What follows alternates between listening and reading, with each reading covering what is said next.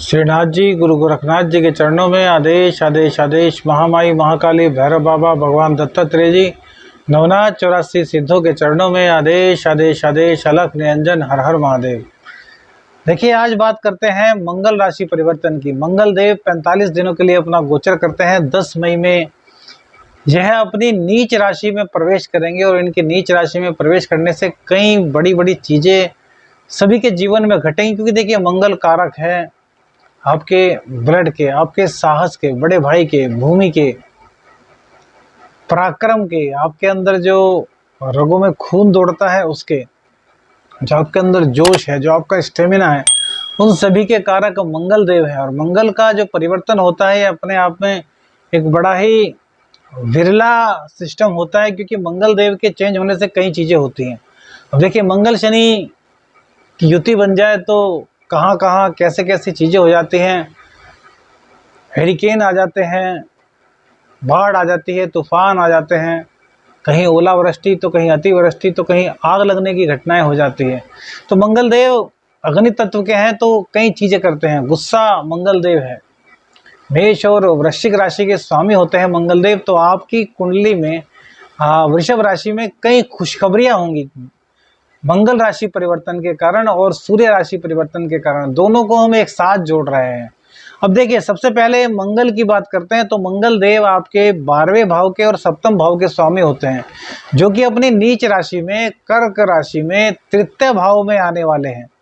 तो देखिए, यहाँ से ये कहाँ पर देखेंगे, आपके रोग रिपु ऋण पर देखेंगे तो रोग रिपु ऋण का तो ये भैया सफाया कराएंगे। भले ही यह नीच राशि में आ रहे हैं, लेकिन यदि आप रोग रिपु ऋण से परेशान थे तो कहीं ना कहीं आपको राहत दिलाने का काम करेंगे। और इसके बाद इनकी दृष्टि पड़ेगी भाग्य स्थान पर। तो भाग्य स्थान पर दृष्टि पड़ने से आपके भाग्य का साथ आपको मिलने लगेगा। फिलहाल कई तरह की दिक्कत आपके साथ हो रही थी, लेकिन अब वह दिक्कत दूर हो जाएंगी। और देखिए, कहीं ना कहीं जब मंगल देव की डिग्रियां बढ़ेंगी तो वैसे ही आपके पराक्रम में वृद्धि आएगी। हाँ, आपको गुस्से पर अपने जरूर कंट्रोल रखना है। यदि गुस्से पर कंट्रोल नहीं रख पाते तो फिर भैया बात बिगड़ सकती है। इसलिए गुस्से पर तो कंट्रोल करना आपको बहुत ज़्यादा जरूरी होगा। तो गुस्से पर आप काबू रखिए, तभी सब चीज़ें आपकी सेट हो पाएंगी।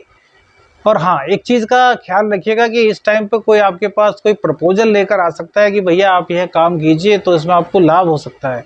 तो प्रपोजल आपके पक्ष में होगा, आपको लाभ भी देगा, लेकिन आपको थोड़ा सोच समझ लेना है। आपको बिना सोचे समझे कोई भी फैसला नहीं लेना है, क्योंकि यदि आप बिना सोचे समझे कोई भी फैसला लेते हैं तो भैया फिर आपके सामने दिक्कत हो सकती है।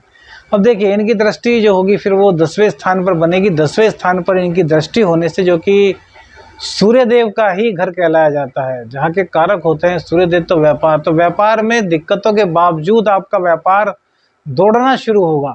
व्यापार दौड़ने से तात्पर्य यह है कि जो आपको दिक्कत पिछले दिनों रही हैं वह दिक्कतें आपकी समाप्त हो जाएंगी। हाँ, इस बीच में कुछ ना कुछ आपके जो आस्तीन के सांप थे वो आपके सामने बाहर निकल करके आएंगे, आपके सामने आकर के खड़े हो जाएंगे, लेकिन आपको जल्द ही मंगल देव की दृष्टि के कारण उनके बारे में पता चल जाएगा। और यदि उसके बाद भी आप उन पर विश्वास करते हैं तो भैया फिर गलती आपकी हो सकती है, क्योंकि आपको ऐसा नहीं करना। यदि आप ऐसा करेंगे तो फिर तो भैया फिर तो वो बात हो गया ना कि गड्ढा सामने है और हमको गिरना ही है भैया। जब गड्ढा सामने दिख गया है तो फिर तो उससे बचकर चलना चाहिए ना। तो आपको पूरी तरीके से उससे बचकर चलना होगा। और व्यापार में आपको जो लाभ होगा, व्यापार में लाभ आपके पराक्रम के हिसाब से ना होकर के आपके माइंड के हिसाब से होगा। क्योंकि देखिए, नीच में पराक्रम जो आपका भाव है वो नीच राशि है मंगल की, और मंगल वहीं पर प्रवेश करेंगे। तो कहीं ना कहीं आपके अंदर असफलता जो पीछे हुई है उसके कारण कुछ उदासीनता का भाव रहेगा। तो आप कहेंगे कि यार इतनी मेहनत नहीं करनी, मेहनत से जी चुराने का आप प्रयास करेंगे। तो मेहनत से आपको किसी भी हालत में जी नहीं चुराना है और अपने दम पर आगे बढ़ना है, लेकिन मेहनत के साथ साथ अपनी बुद्धि का भी पूर्ण रूप से आपको प्रयोग करना है। और देखिए, अब सर्प के जो मुंह है उससे सूर्यदेव भी निकल जाएंगे। सूर्यदेव आपकी कुंडली में चतुर्थ भाव के स्वामी होते हैं, अर्थात आपके व्यापार भाव के, आपके सुख भाव के, आपके भूमि के, भवन के, वाहन के मालिक होते हैं। तो भूमि, भवन, वाहन का सुख भी आपको इस गोचर में मंगल देव की और सूर्य देव की कृपा से प्राप्त होगा। यदि उन कामों में कुछ अटकन आ रही थी तो वह अटकन दूर हो जाएगी। और हाँ, सबसे बड़ी बात है कि विदेश का कोई कार्य आपका अटका हुआ था तो वो अब सुलझने की कगार पर पहुंच जाएगा। थोड़े बहुत पैसे आपको देने पड़ सकते हैं इस काम के कि भाई ये मेरा काम सेटल करवा दो, लेकिन बावजूद आपके टेंशन आपकी खत्म हो जाएगी। यदि आप खुद भाग दौड़ करेंगे तो हो सकता है कि बिना कुछ पैसे वगैरह दिए ही आपकी सभी की सभी समस्याएं समाप्त हो जाए। लेकिन अब राहु आपका सूर्यदेव आपका साथ देगा। लगन में सूर्यदेव के आने से आपके अंदर एक ओज आएगा, आपकी जो शक्ति है वो बढ़ जाएगी, आपके चेहरे पर तेजस्विता दिखाई देगी, जिससे अन्य लोग भी आपके साथ जुड़ने में गर्व महसूस करेंगे। वो कहेंगे यार ये बंदे अच्छे हैं, इनके साथ व्यापार करना चाहिए, इनके साथ हमें जुड़ना चाहिए, इनके जो अनुभव है उससे हमें सीख लेनी चाहिए। वे आपकी प्रशंसा करेंगे, आपकी जग में पूरी प्रशंसा होगी। जो आपका व्यापारिक स्थल है, जो आपके व्यापारिक प्रतिष्ठान है, वहाँ सब में आप अपनी एक अलग भूमिका में दिखाई देने वाले हैं। चतुर्थेश का लगन में बैठना बहुत अच्छा राजयोग माना जाता है। उधर मंगल देव के नीच में होने के कारण कुछ जोश में जो कमी होगी उसको सूर्यदेव पूर्ण कर रहे हैं। तो भैया सूर्यदेव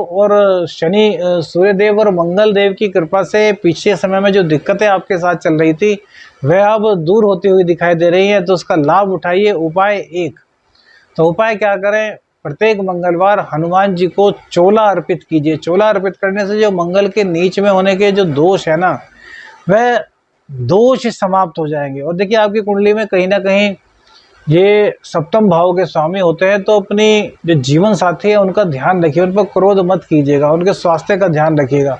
उनको कहीं हाई बीपी की दिक्कत हो सकती है या फिर गुस्सा अधिक आने के कारण कुछ परिवार में अनबन, इस तरह की बातें हो सकती है। तो इनसे आपको सावधान रहना है और पूरी तरीके से अपने रिश्ते के प्रति निष्ठावान रहना है। तो यह गोचर आपके लिए बहुत ही अच्छा सिद्ध होगा। आदेश आदेश आदेश, अलख निरंजन, हर हर महादेव।